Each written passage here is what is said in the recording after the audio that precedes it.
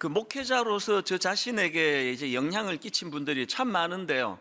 그 중에 한 분이 그 D.E. 호스트 선교사라는 분이 있습니다. 이분은 그 중국 내지 선교회라고 그 당시에 그 세계에서 가장 큰 선교 단체 중에 하나였습니다. 그 내지 선교회 2대 총재로 섬긴 분인데요. 그 중국 내지 선교회 1대 총재가 허더슨 테일러 선교사입니다. 허더슨 테일러 선교사 하면은 뭐 중국 선교의 아버지라고 그렇게 불릴 만큼 대가인데요. 그 대가의 후임으로 부임했다는 것도 참 이분이 뭐 대단한 분이구나 그렇게 짐작할 수가 있고요. 또 그것도 대단한데 이분은 그 내지 선교회 2대 총재로 부임한 이후에 무려 35년 동안 그 총재 역할을 계속했다는 겁니다. 그만큼 신뢰를 얻었다는 뜻 아닙니까? 그 제가 이분을 참 마음에 담고 있는데 막 이렇게 큰 일을 해서 제가 마음에 담는 게 아니고요. 이분이 가진 참 아름다운 두 가지 모습이 있습니다. 이분의 첫 번째 아름다움이 뭐냐 하면은 이 호스트 선교사는 그 지속적인 성장을 이룬 인물이었다. 이걸 참 담고 싶습니다. 사실 이분이 처음부터 그렇게 눈에 띄는 거목은 아니었습니다. 그 이분의 삶을 기록해 놓은 이치기 위해 산 사람이라는 그 소책자에 보니까요. 이 젊은 시절에 그 중국 내지 선교회 멤버로 이제 가입을 하려 할 때에 일어났던 어떤 그 에피소드를 거기 담고 있더라고요. 이제 회원으로 가입하려니까 굉장히 신실한 단체다 보니까 또 회원 자격도 굉장히 엄하게 살폈던 것 같아요. 거기에 이제 주변 사람들의 평가도 다 조사를 하는 게 있었는데 거기 보니까 이 호스트 선교사님에 대하여 젊은 시절입니다. 이분을 잘 아는 분의 평가가 별로 긍정적이지를 않아요. 그 문항 중에 이런 게 있었습니다. 질문: 이분은 가르치는 능력이 있습니까? 대답: 잘 모르겠음. 잘 가르칠 수 있다고 생각하지 않음. 그 다음 질문: 이분은 신중하고 잘 참는 성격입니까? 대답: 잘 모르겠음. 부르심을 받은 자리에서 인내심을 길러야 할 것으로 생각됨. 그 다음 질문: 이분은 힘이 있고 진취적입니까? 대답: 그랬으면 좋겠음. 선천적으로는 진취적인 것 같지 않음. 그 다음 질문: 이분은 성경 지식이 풍부합니까? 대답: 꽤 알고 있음. 그러나 그는 어린 기독교인임. 누가 평가했는지 몰라도 정말 신랄합니다. 이걸 보니까 이 젊은 시절에는 뭐 그렇게 성실하지도 않았고 여러 가지 좀 부족한 게 많았던 분 같아요. 그랬는데 이분이 그로부터 25년이 지난 이후에 그 단체의 총재로 선출이 되었고, 그리고는 무려 35년 동안 그 총재 역할을 계속했다는 건 뭘 의미하겠습니까? 참 시작은 그렇게 눈에 띄는 게 없고 모자라는 게 많았지만 이분은 지속적인 성장이 있었다는 거 아닙니까? 계속 성장이 있었다. 이게 참 제가 부러운 대목이고요. 그런가 하면 제가 이 호스트 선교사와 관련해서 또 하나 주목하는 게 뭐냐 하면은, 아까 여러분 그 호스트 선교사의 삶을 다룬 그 소책자 제목이 뭐라 그랬습니까? 잊히기 위해 산 사람. 왜 이 제목을 이렇게 지었을까 하니까요, 이게 바로 주변 사람들이 평가하는 이 호스트 선교사의 가장 강력한 특징이라는 겁니다. 실제로 그 호스트 선교사 주변 사람들이 공통적으로 이분을 평가하는 그 글을 제가 그 책에서 봤는데요, 이분은 어떻게 평가하느냐 이렇게 말합니다.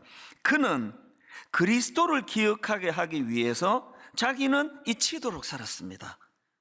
그래서 책 제목이 잊히기 위해 산 사람 이렇게 잡은 겁니다. 제가 지금도요 그 얇은 소책자예요.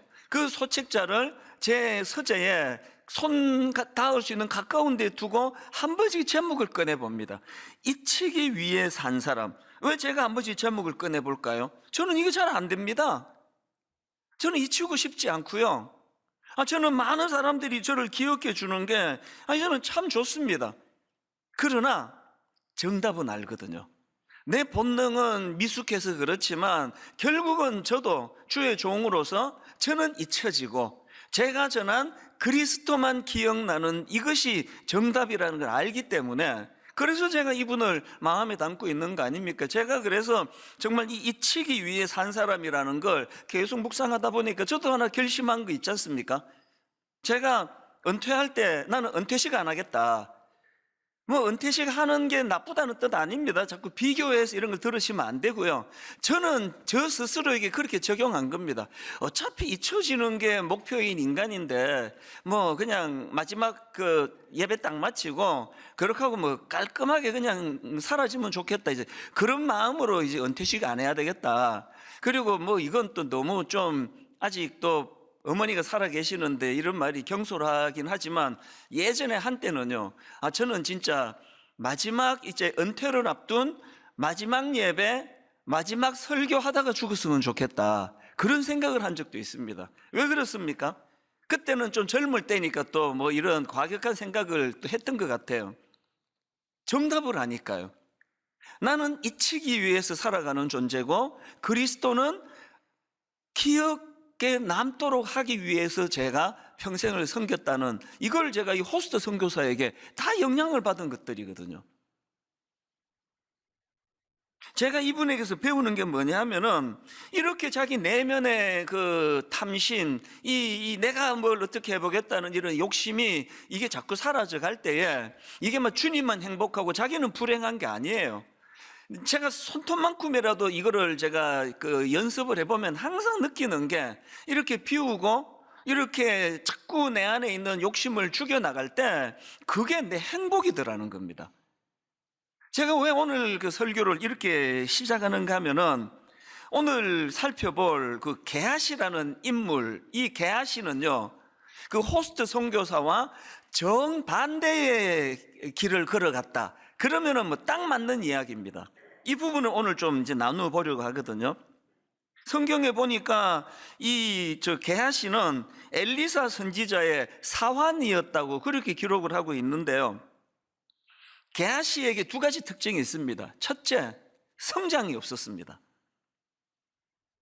저는 우리 후배 목사님들한테 종종 이런 말을 합니다. 우리 목회자들 중에 제일 불쌍하고 제일 비참한 사람이 누군지 아느냐? 본게 없는 사람이다. 그럼 뭐 목회자만 그렇겠습니까? 이게 본게 없는 사람이 이게 제일 불쌍해요. 그런 면에서 저는 정말 뭐 하나님 앞에서 저는 복을 덩어리로 받은 사람입니다. 저는 옥하는 목사님을 보았거든요. 만 10년 동안 그분의 목회를 제가 봤거든요. 본계에 있는 사람이에요. 그랬더니 교회를 딱 개척하고 보니까 그냥 뭐 목사님 하던 대로 제가 하는 거예요. 일부러 뭐 그러려고 한 게 아니에요. 뭐 본계 그게 다니까. 제자 훈련 도입하고 그 목사님 하시던 대로만 따라했더니 한 번도 교회가 혼란 없이 그렇게 잘 가는 걸 제가 너무 감사하게 여기까지 걸어온 거거든요. 그런 면에서 제일 불쌍한 사람이 본게 없는 사람이에요. 근데 제가 그 교육자들한테 덧붙이는 이야기가요, 이렇게 본게 없는 사람도 불쌍하지만 더 불쌍한 사람이 있습니다. 봐놓고 영향을 못 받은 사람이에요. 그거 다 봐놓고 이렇게 가면 되는구나, 그 영향을 못 받은 사람, 이 게하시가 바로 딱 그런 사람 아닙니까? 게하시는 본계에 있는 사람이에요. 당대 최고의 선지자, 청렴하고 정직하고 참 영혼에 대한 긍휼과 사랑이 있었고 놀라운 하나님의 능력이 있었고 다 갖춘 인물이 당대의 인물 엘리사 선지자인데 게하시는 그를 눈앞에서 지켜본 사람이거든요. 아까 우리말 성경으로 게하시를 엘리사의 사환이라고 그렇게 번역했지만 더 정확하게 말하면은요, 이 게하시는 엘리사의 수석 제자 역할을 했다, 그렇게 보면 됩니다. 결정적일 때는 항상 게하시를 데리고 가는 그런 모습을 성경에서 볼 수가 있거든요. 다 봤단 말이에요. 영향을 못 받는 겁니다. 오늘 본문도 마찬가지입니다. 그래서 이 게하시는 그 성장이 없었던 인물, 이게 첫 번째 가슴 아픈 그의 특징이고, 두 번째 특징이 뭐냐 하면은요, 탐욕이 그의 성장을 가로막은 인물이다. 이렇게 말할 수 있는 게 게하시입니다. 지난주에 살펴본 것처럼 이제 나병에 걸려 고통당하던 그 아람의 군대 장관 나아만이 엘리사를 찾아가서 엘리사 선지자의 처방을 따라서 하나님의 능력으로 이제 고침을 받습니다. 그랬더니요, 그렇게 하고는 그냥 막 너무 기분 좋을 때 그럴 수 있잖아요. 막 인사고 뭐고 그냥 막 빨리 우리 아람으로 돌아가가지고 이거 자랑해야 되겠다. 이게 범하기 쉬운 인간의 모습인데 나만 장군은 그러지 않았습니다. 얼마나 감사를 표하는지 그게 열왕기하 5장 15절입니다. 나만이 모든 군대와 함께 하나님의 사람에게로 돌아와서, 이게 중요합니다. 돌아와서 그의 앞에 서서 이르되 내가 이제 이스라엘 외에는 온 천하에 신이 없는 줄을 아나이다. 청하건대 당신의 종에게서 예물을 받으소서. 여러분, 가을은 결실의 계절이고요, 그리고 가을은 감사의 계절이에요. 우리가 남겨야 될 가장 큰 결실은 감사의 결실입니다.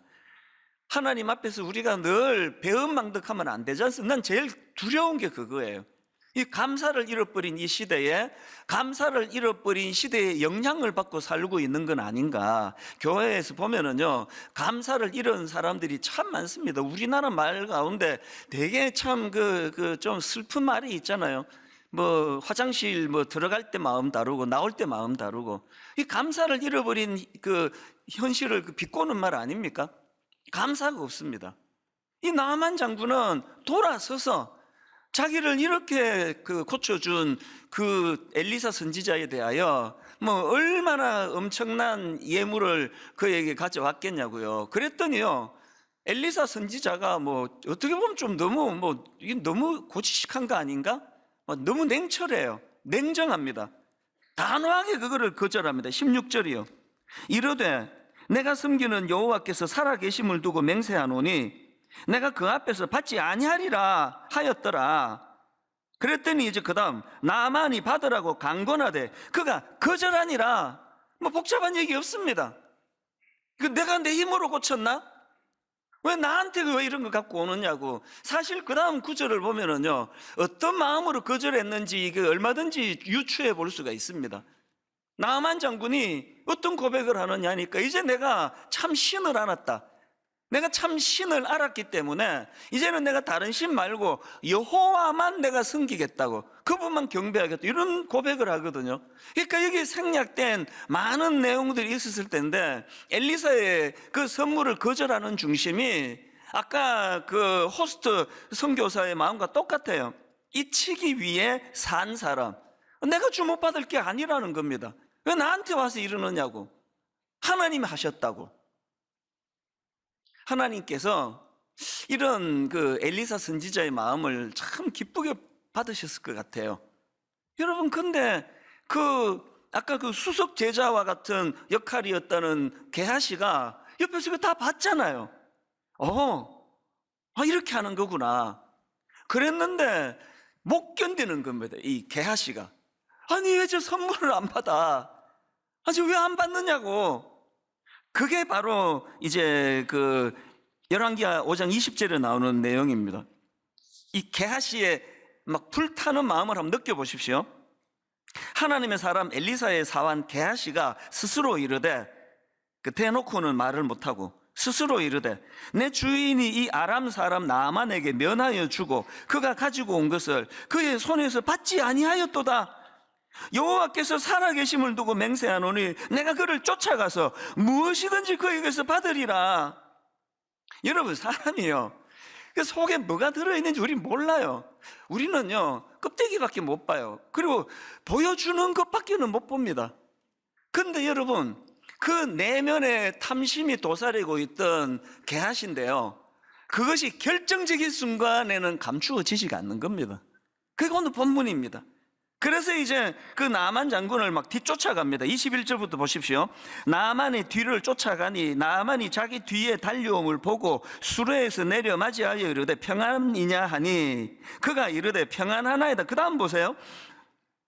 우리 주인께서 나를 보내시며 말씀하시기를, 지금 선지자의 제자 중에 두 청년이 에브라임 산지에서부터 내게로 왔으니 청하건대 당신은 그들에게 은 1달란트와 옷 2벌을 주라 하시더이다. 여기서 여러분, 우리가 굉장히 중요한 교훈 하나 얻어야 되는데요. 여러분, 탐심은 거짓을 낳는다는 거예요. 탐심이라는 아비가 거짓이라는 자식을 낳아요. 저희 교회의 직원들을 보면은 참 귀한 직원들이 많습니다. 심지어는요, 예전 그 앞에 직장에서 받는 월급보다 훨씬 적은 경우인데도 우리 교회로 와서 그렇게 그 직원으로 섬기는 직원들이 좀 있거든요. 그 대화를 나누어 보면은, 아니 왜 그 월급 많이 주는 직장을 두고 그렇게 교회 직원으로 왔느냐 물으면 딱 한 가지를 공통적으로 얘기합니다. 너무 마음이 힘들었다는 거예요. 자꾸 이중장부 쓰라 그러고, 자꾸 가짜 영수증 만들으라 그러고, 모든 회사가 다 그렇지는 않겠지만 이제 이 직원이 다닌 직장은 그랬나 보죠. 그래서 너무 괴로웠다는 거예요. 근데 교회에서는 그냥 이런 갈등 없이 투명하게 하니까 월급 좀 적게 받아도 난 지금이 만족스럽습니다. 탐욕이 거짓을 낳아요. 그리고 또 그 다음 25절도 보십시오. 그렇게 이제 그 나만 장군을 속였던 게하시가 이번엔 누구를 속입니까? 그 받은 그 물건들은 다 이제 숨겨다 놓고는 25절입니다. 엘리사 선지자에게 이렇게 말합니다. 들어가 그의 주인 앞에 서니 엘리사가 이르되 게하시야 네가 어디서 오느냐 하니 대답하되 당신의 종이 아무데도 가지 아니하였나이다. 다시 정리해 드릴까요? 탐욕, 내 안에 있는 탐욕이 거짓이라는 자식을 낳고요, 이 거짓은 자기를 닮은 또 다른 거짓을 낳아요. 그래서 한번 이렇게 이제 거짓의 열매를 낳으면 번식력이 너무 좋아가지고요, 계속 이제 이게 거짓이 연속이 되는, 이게 지금 게하시가 보여주는 모습입니다. 그래서 야고보서 1장 14절, 오직 각 사람이 시험을 받는 것은 자기 욕심에 끌려 미혹됨이니, 이게 딱 오늘 본문의 상황 아닙니까? 그리고 그 다음 15절이 중요합니다. 욕심이 잉태한 즉 죄를 낳고 죄가 장성한 즉 사망을 낳느니라. 지난주 여러분 그 기독교 역사에서 1500년 이상 전에 내려오던 7가지 대죄가 있다 말씀드렸잖아요. 왜 대죄라 그랬죠? 이 7가지 죄는 모든 죄의 근원이 되기 때문이다 그랬는데, 당연히 이 7가지 대죄 안에 탐욕이 들어있죠. 이 탐욕이야말로 또 다른 죄를 만들어내게 하는 무서운 번식력을 가진 악한 존재라는 게, 그래서 단테가 이런 경고를 했다고 합니다. 탐욕은 마치 굶주린 늑대 같아서 사람들과 그들의 행복을 갈기갈기 찢을 뿐 아니라 사회 질서도 무너뜨리는 인간 최대의 적이다. 그래서 성경 디모데전서 6장 10절 말씀은 진리입니다. 돈을 사랑함이 일만 악의 뿌리가 되나니 이것을 탐내는 자들은 미혹을 받아 믿음에서 떠나 많은 근심으로써 자기를 찔렀도다. 무엇으로 자기를 찌른다고요? 근심으로 찌른대요. 오늘 현대인들이 이렇게 많은 걸 누리고 살면서 60년대보다 70년대보다 80년대보다 상상하기 어려운 여러 가지를 누리고 살면서 불면증이 급증하는 건 왠지 아시죠? 너무나 이 시대 자체가 이게 탐욕의 도시예요. 너무나 유혹하는 게 많은 도시예요. 그래서 그 도시 안에서 자꾸 마음에 근심이 나를 찔러요. 이 정도 하면 이제 먹고 살만하는데 계속 근심이 나를 찔러요. 그리고 이거 중단할 수가 없습니다. 중단할 수 없게 만듭니다. 저희가 저희 집에서 TV를 새로 샀거든요. 텔레비 산 거 자랑하는 게 아니고, 이게 되게 웃기는 게, 그 앞에 TV만 해도 리모컨으로 이제 그 7번 제2 KBS 다음에 8번이 광고, 그 다음 9번이 이제 1KBS잖아요. 예전에는 이걸 이제 내가 선택할 수 있는 기능이 있었습니다. 그래서 7번 다음에 저절로 9번, 9번 다음에 11번 방송만 나오게 하는 기능이 있었는데, 훨씬 발전된 리모컨인데 그 기능이 없어져 버렸어요. 아무리 뒤져도 그게 안 되는, 그게 보니까 없애버렸더라고. 왜? 7번에서 9번으로 건너가려면 광고를 보고 가라는 거 아닙니까? 그래서 뭐 그 과정에서 뭐 무슨 뭐 일이 있었는지 저는 잘 몰라요. 오늘 이 시대는 탐욕의 도시예요. 그리고 막 하여튼 눈 돌리면 거기에다 탐욕을 이쪽으로 여기 또 탐욕을 부추기고, 뭐 눈 감고 살지, 눈 감고 살면 소리로 들려요. 이 시대가 탐욕의 도시입니다. 계속 우리 안에 있는 탐욕을 자극하는 그런 시대다 보니까 시간이 갈수록 현대인들은 많은 근심이 자기를 찌르는 시대예요. 약 먹지 않고는 마음이 평정심을 찾기가 어려운 그런 상황, 거기에 탐심을 부추기는 이 시대에 무서운 그 유혹이 있다. 그래서 저는 오늘 이런 의미에서 우리도 그 엘리사 선지자처럼, 그리고 또 그 호스트 선교사처럼 정말 이 탐심으로부터 좀 자유할 수 있으면 얼마나 좋을까, 이런 마음으로 탐심을 이기는 비결 제가 한 3가지를 좀 정리해 드리려고 하는데요. 자, 첫째, 탐심을 이기는 비결, 자족과 단순한 삶을 훈련하기. 그렇습니다. 자족을 훈련하는 거예요. 단순한 삶을 훈련하는 겁니다. 엘리사 선지자가 역사의 전면에 등장할 때 하나님께서 그를 부르실 때 얼마나 단순하게 반응합니까? 엘리사 선지자를 통하여 그를 선지자로 그렇게 소명을 그에게 콜하니까 그가 보인 단순함을 보십시오. 열왕기상 19장 20절, 그가 소를 버리고 엘리사에게로 달려가서 이르되, 또 21절, 엘리사가 그를 떠나 돌아가서 한 겨릿소를 가져다가 잡고 소의 기구를 불살라. 그 엘리사가 부자라고 말씀드리지 않았습니까? 부자가 나쁜 게 아니라 부자는 갈등을 유발시키는 경우가 많습니다. 왜? 가진 게 많으니까. 지금 그 거룩한 일로 부름을 받을 때 이 많은 소는 어떻게 해야 되나? 아니, 이 농기구는 어떻게 해야 돼? 그래서 생각이 많으니까 근심이 많아지고, 근심이 자기를 찌르기 쉬운 게 그게 부자 아닙니까? 근데 엘리사가 보여준 건 단순한 삶이에요. 제가 우리 교회에, 저는 우리 교회만 아니까요, 존경에 맞지 않는 그 부자들이 좀 계시거든요. 한결같이 단순하세요. 우선 만나보면은 또 교회에 오고 할 때 그렇게 부자 티를 안 내세요. 표시가 안 나요. 굉장히 단순합니다. 그리고 거기에 공통점은 이분들이 행복하다는 거예요.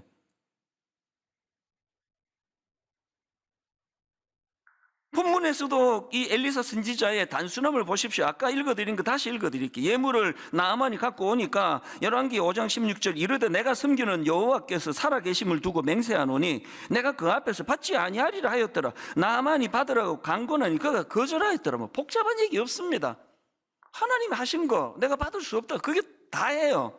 굉장히 단순합니다. 오늘 현대인들이요, 자승자박이에요. 자기 전에 그렇게 생각을 많이 하고 그래서 잠을 못 자는 거잖아요. 저는 이 자족 그리고 단순한 삶, 여기에는 함수 관계가 있다고 생각합니다. 하나님 앞에서 하나님은 높임 받으시고 나는 잊혀지기 위해 산 사람이다. 하나님이 높임 받으신다면 심지어 세례요한 같이 그분만 흥할 수 있다면 나는 쇠해도 괜찮다. 아니 쇠해도 괜찮다는데 전제가 그런데 그게 무슨 생각이 복잡한 게 있겠냐고요. 안 쇠하려고 하니까 그냥 머리가 터지는 거 아닙니까? 아니 제일 잘못돼 봐야 쇠해지고 망해지는 건데, 망해도 괜찮다는데. 사실 예수 믿는 우리의 삶이 진짜 단순할 수 있거든요. 아니 우리가 이 땅에서 가장 비극이게 죽는 것밖에 더 있겠습니까? 아니 가장 절망적인 게 이제 마지막에 죽는 건데, 죽으면 천국 가는데. 별로 와닿지 않는 표정이라서 이게 강조를 내가 좀 다음에 할게요. 자꾸 복잡하게 만드는 건요, 이 탐욕의 도시가 우리를 그렇게 끌고 가는 혼란, 야바이꾼들 아시잖아요. 정신을 쏙 빼놓고 그냥 자기들 원하는 데 하듯이 시대가 우리를 그렇게 만듭니다. 정신을 쏙 빼놓고는. 그래서 단순한 삶, 그리고 이 단순한 삶은 하나님 앞에서 우리가 이 단순한 삶은 자족하는 마음에서부터 나온다. 이게 중요한데요. 근데 여러분 여기서 한 가지요. 빌립보서 4장에 보면은 그 사도 바울이 그 자족과 관련한 중요한 포인트 하나를 우리에게 알려주는데요. 4장 11절입니다. 내가 궁핍함으로 말하는 것이 아니니라. 어떠한 형편이든지 나는 자족하기를 어떻게 했다 그래요? 배웠노니에요. 또 강조합니다. 그 다음 12절, 나는 비천에 처할 줄도 알고 풍부에 처할 줄도 알아. 모든 이 일 곧 배부름과 배고픔과 풍부와 궁핍에도 처할 줄 아는 일체의 비결을 어떻게 했다고요? 배웠대요. 여러분, 바울 선생님하고 저하고 차이, 또 그 엘리사와 게하시의 차이는요, 타고나는 게 아니에요. 엘리사는 그렇게 성숙하게 타고났고 게하시는 미숙하게 타고난 게 아니라 배움의 차이예요. 배웠노라. 그래서 사도 바울이 그럼 어디서 배웠나? 어느 학교에서 배웠나? 교재는 뭐였나? 그게 12절에 나와요. 나는 비천에 처할 줄도 알고 풍부에 처할 줄도 알아. 모든 이 일 곧 배부름과 배고픔과 풍부와 궁핍, 이 모든 게 교과서래요. 오늘 여러분 막 자꾸 막 사업도 잘 되고 막 부해지십니까? 여러분이 내 안에 이 탐심이 있는지 없는지 점검할 좋은 기회가 온 거예요. 점검하세요. 막 경제적으로 너무너무 어려운 분이 계세요? 막 이 인내의 한계에 다다를 정도로 어려우면은 뭐 어떡하겠습니까? 하나님, 기왕에 이거 내비게이션이 말해주는 것처럼 일로 가야 되는데 그냥 가난의 길로 가버렸네요. 기왕에 이 어려운 길로 갔는데 하나님, 이 과정에서 내가 교훈을 얻기 원합니다. 내가 자족하는 것이 얼마나 큰 능력인가를 이번에 한번 내가 테스트해 보기를 원합니다. 모든 내가 맞닥뜨리는 이 모든 것들이 다 내 안에 탐심을 없애고 자족을 가져다 주는 훈련 도구가 되도록 그렇게 사용하는 그 사람이 지혜로운 사람 아닙니까? 이런 지혜로운 인생들 되시기를 바랍니다. 두 번째로요, 그 탐심을 이기는 비결이 하나 더 있습니다. 내적인 결핍 채우기입니다. 저는 나만 장군의 선물 공세에 흔들리지 않았던 엘리사 선지자하고 그렇게 흔들거려 가지고 자기한테 준 것도 아닌데 막 속여가면서 막 뒤따라가 가지고 그 선물을 챙겨오는 이 게하시하고의 차이가 뭐냐? 저는 그게 이 내적인 결핍과 내적인 충만의 차이라고 생각합니다. 이거는 뭐 틀림없습니다.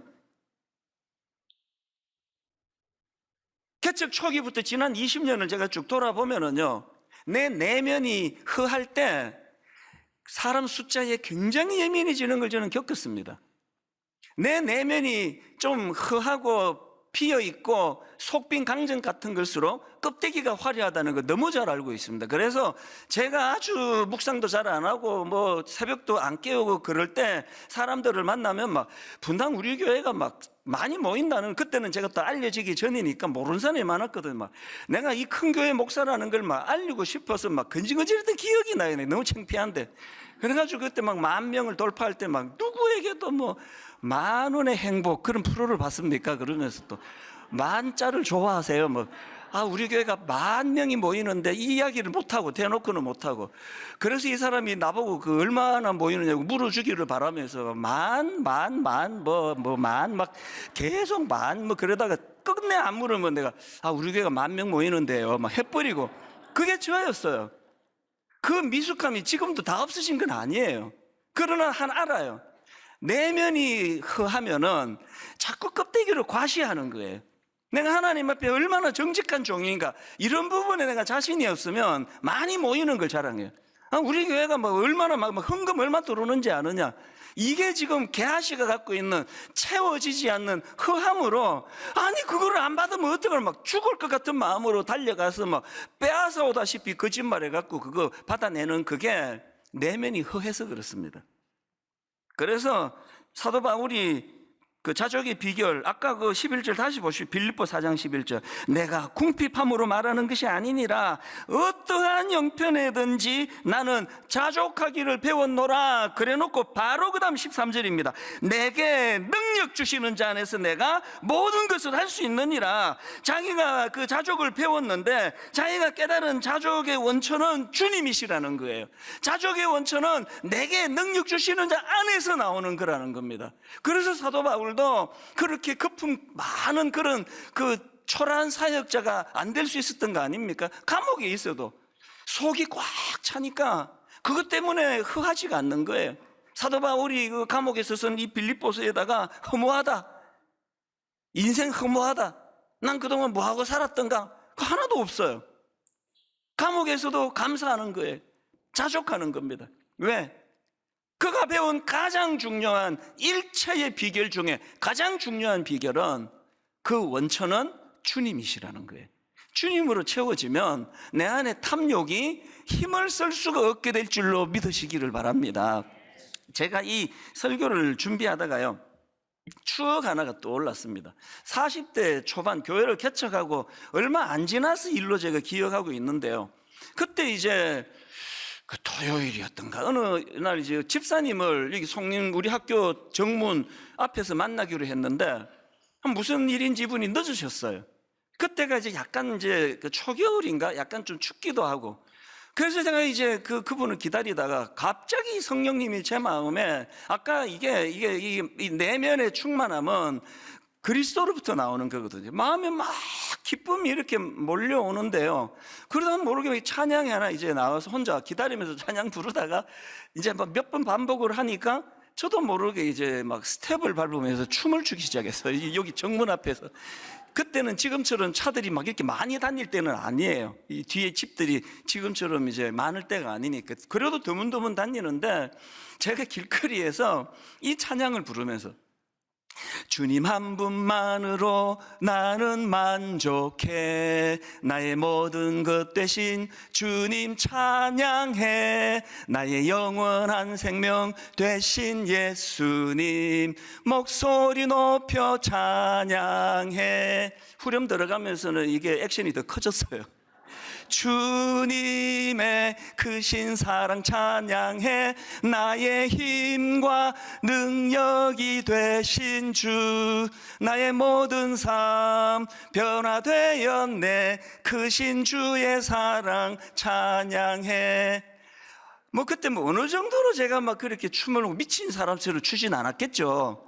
그래서 뭔가 제가 막 너무 마음에 기쁨이 나와서 그렇게 춤을 추면서 그 찬양을 불렀던 기억이 이 설교를 준비하다가 쑥 떠오르더라고요. 그때 비해서 지금은 이제 우리 교회는 막 어마어마하게 뭘 갖춘 껍데기가 화려한 교회가 됐잖아요. 제가 오늘 이 설교를 준비하면서 오늘 새벽에 그런 질문이 생기는 거예요. 내가 별로 갖춘 거 없던 그때 주님 한 분만으로 만족한다고 막 춤을 추면서 제가 기뻐했는데, 지금 막 외관이 너무 화려해진 지금 내 안에 그때 그 기쁨이 여전히 있는가? 생각을 해봤습니다. 있는 것 같기도 하고 없는 것 같기도 하고 또 더 풍성해진 것 같기도 하고 잘 모르겠습니다. 어떨 땐 그렇고 어떨 땐 안 그러니까. 그런 한 가지 중요한 건 뭡니까? 지금처럼 이렇게 막 교회도 알려지고 커지고 이럴 때만이 기쁨이 오는 게 아니라는 거예요. 갖춘 거 별로 없어도 가사 그대로예요. 주님 한 분만으로 나는 만족해. 여러분, 탐심을 몰아내려고 애써도 안 나갑니다. 얘가 절대 안 나가요. 탐심을 몰아내려고 애쓰기보다 여러분 안에 공허하고 허하게 만드는 내 내면 세계가 주님 한 분만으로 풍족해지는 여러분 되시기를 바랍니다. 주님 한 분만으로 나는 만족해. 이 내면 세계가 푹 열어오니까 나는 망해도 괜찮다. 그 세례 요한과 같은 놀라운 고백이 가능하고, 그 선교사님처럼 나는 잊히기 위해서 사는 존재다. 내면이 꽉 차야 그렇게 고백할 수 있다는 겁니다. 마지막 세 번째로요, 한 가지 탐심을 이기는 비결이 한 가지 더 있습니다. 흘려보내는 삶 실천하기예요. 지난 특세 때도 살펴봤지만 한 번은 엘리사의 제자가 이제 먹을 것을 가져옵니다. 그 당시로 이제 흉년에다가 여러 가지 이제 그 가난한 신학도들과 그렇게 생활을 하다 보니까 결핍이 많던 그 상황이거든요. 그 상황에서 이제 먹을 것을 갖고 옵니다. 열왕기하 4장 42절 세 번역으로 보십시오.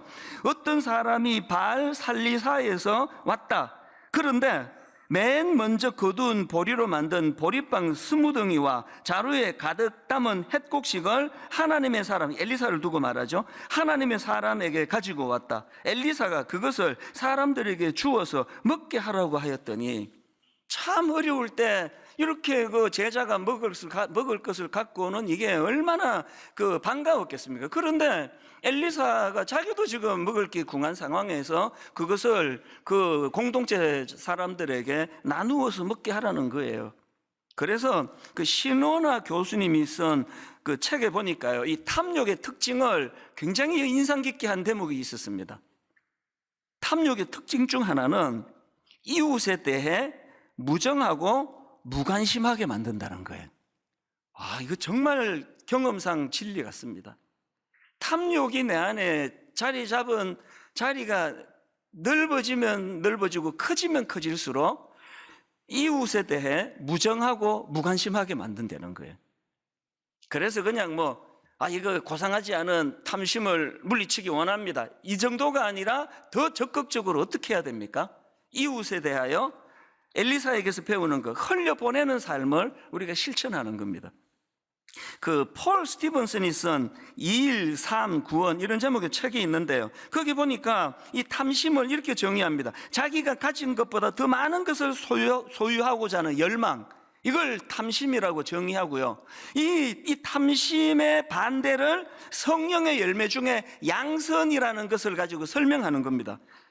여러분 양선 아시죠? 갈라디아 5장 22절 오직 성령의 열매는 사랑과 희락과 화평과 오래 참음과 자비와 양선과 충성과 온유와 절제니, 이 성령의 열매 중에 하나가 양선인데요, 교회 용어 사전을 제가 뒤져보니까 여기 나오는 양선은 이렇게 풀이합니다. 단순히 마음이 부드러운 차원을 넘어 적극적으로 선을 행하는 상태. 우리가 탐심을 없애려고, 이거는 너무 천박해, 탐심을 없애려고 노력하는 것보다 한 걸음 더 나아가서 적극적인 선한 양선, 연약한 이웃들을 돌보는 일, 그들을 위해 베푸는 일, 이런 일에 마음을 쓰는 것이 탐심을 무기력하게 만드는 비결이라는 겁니다.